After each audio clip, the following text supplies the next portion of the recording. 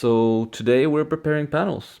Yeah, it's the most boring thing to do as an artist, but it's incredibly entertaining to watch. Not really, but it's incredibly important at least. And the veneer plywood panels that we're using, or kryssveneer or contrachapat, yeah, that's right, I know the terminology in 3 different languages, is the ones that we picked up in the previous episode. We start with putting down a first layer of acrylic gesso, which dries quite fast. Acrylic gesso is what I use because, yeah, it does dry fast and I'm quite spontaneous when it comes to painting sometime. I'll wake up in the morning and look outside the window and make a decision like, yeah, today I'm going out and painting. So if I don't have any panels, I can have a couple ready by the time I finish breakfast, more or less. After the first layer, it's time to take a break and let it dry. How this is gonna go online, on the interweb. Okay.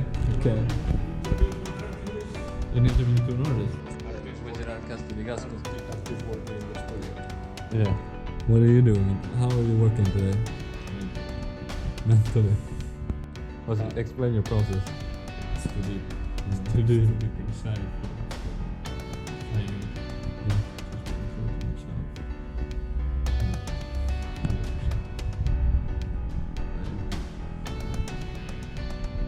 Wow, that's cool, man.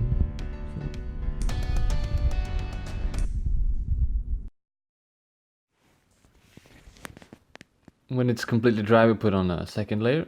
And now this layer will take a little bit longer to dry. I normally use quite a small brush because I feel it gives me a little bit more texture than using a big brush. The texture with a big brush can become quite generic feeling, which is bad for landscapes when you essentially want as much variation as possible. And then you can really show a little bit extra variation in the places where you paint quite thin.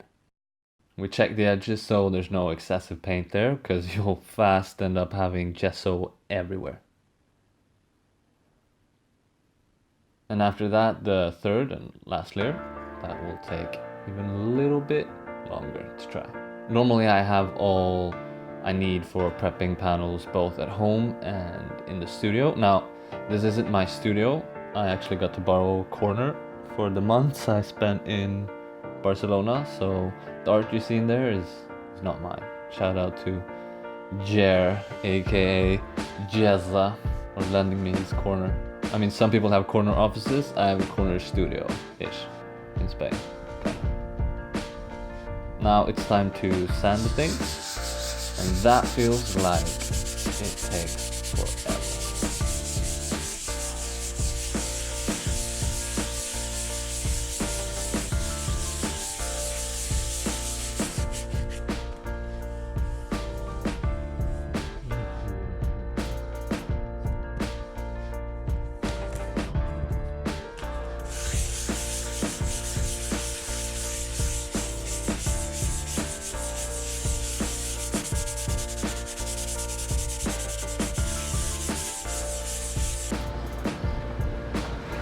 That was a long day, but I managed to finish all of the panels, or at least prepare them with gesso. 3 layers on all of them. I don't know how many there are, but quite a few. So tomorrow I'm gonna come back and do the imprimatura, retouch varnish and transparent red oxide. So, yeah, that's that.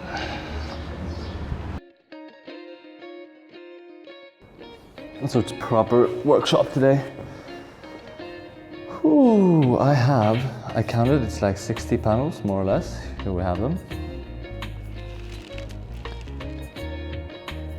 Alright, so they're all prepared, sanded, and even made them quite smooth around the edges, yeah?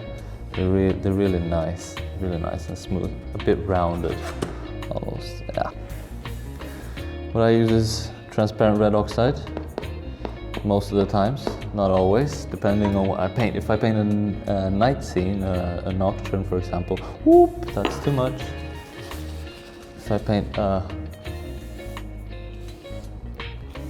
if I paint a nocturnal piece, like in the night, I would definitely prepare them with something way darker, you know, just in order to be a bit quicker about it, not having to cover everything in really dark values.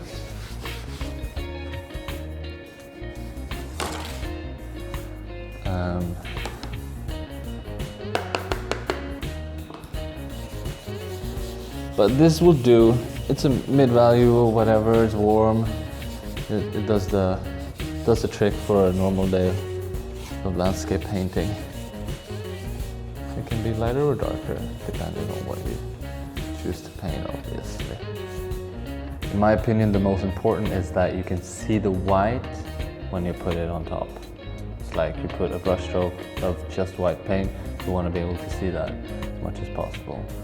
And you don't want white to come and shine through, because that never really happens in the scene. So it sort of breaks the image a little bit too much if it's just white. You're gonna have to make sure to cover it really well. With this you can be kind of sloppy and fast in your approach, and that is really nice sometimes, especially when you're painting a la prima in plein air. You want to be fast because you don't have so much time. But yeah, so I'm preparing it with this. Today I made this bottle. It's from Costas. It's not what it says. It says cold pressed walnut oil. Not really. That is the medium we will be using to paint with, however. But this is raw linseed oil, terps, and a bit of secative in there.